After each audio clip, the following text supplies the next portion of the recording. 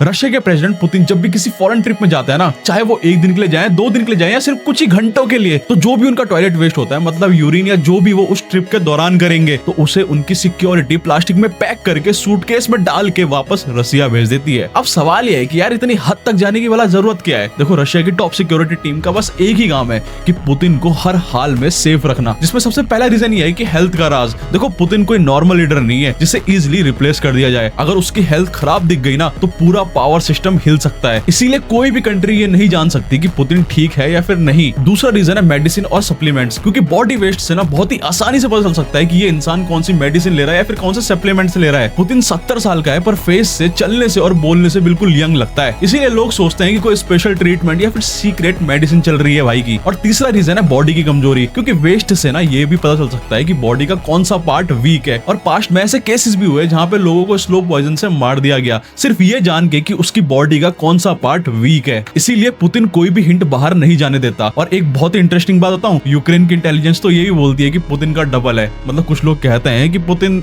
एक नहीं बल्कि 3 पुतिन है। देखो, पुतिन का राज तो पुतिन और रशिया ही जाने, लेकिन एक बात तो बिल्कुल क्लियर है कि पुतिन कोई मामूली सा प्रेसिडेंट तो बिल्कुल नहीं है।